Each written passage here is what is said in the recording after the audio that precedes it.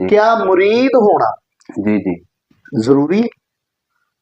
हाँ जी, पीर कामल मिल जावे ते ओदी खिदमत करो, ओदे दस्ते बैत होवो और तुहाडी ओ इसलाह करे, और इसलाह करेगा ते तुहानू सिरातल मुस्तकीम ते लैके आएगा। जिस ठीक है तरह एक उस्ताद की जरूरत है तालीम वास्ते, जी हाँ ते खुदा दे कुरब वास्ते भी शैखे कामल की जरूरत है। ठीक है।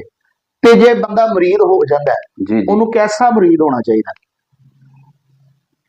मुरीद का मतलब तो जरा असल दे विच सूफिया कराम ने दसिया वे कि मुरीद का मतलब तो विक जाना, ठीक है ओदे हो गए हो और उन्हें जो तुहानू हुक्म दिता ओदी ओ फरमा बरदारी करो, फिर तुहानू खुदा दा कुरब हासिल होएगा।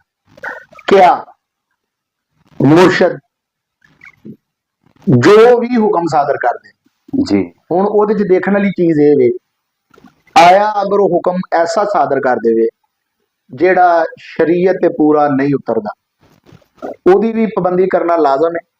देखो जी, सूफिया कराम दे मुख्तलिफ मामलात ने, ਜਿਹੜੇ सूफिया कराम गुजरे ने जी उन्हां दे सिलसिलाकार बज़ाहरी शरीयत दे नाल नाल ਉਹ ਚੱਲਦੇ ਨੇ। ठीक है ਤੇ अगर ਜਿਹੜੇ फुकरा लोग गुजरे ने ना, जी ਉਹਨਾਂ ਦੇ ਮਾਮਲਾਤ ਥੋੜੇ ਜਿਹੇ ਮੁਖਤਲਿਫ ਨੇ। ਉਹਨਾਂ ਨੇ ਕੁਝ ਇਮਤਿਹਾਨ, ਕੁਝ ਬਾਤਾਂ ਐਸੀਆਂ ਵੀ ਲੈ ਕੇ ਆਉਂਦੇ ਨੇ, ਮਗਰ ਉਹ ਸ਼ਰੀਅਤ ਤੋਂ ਖਿਲਾਫ ਨਹੀਂ ਹੁੰਦੇ।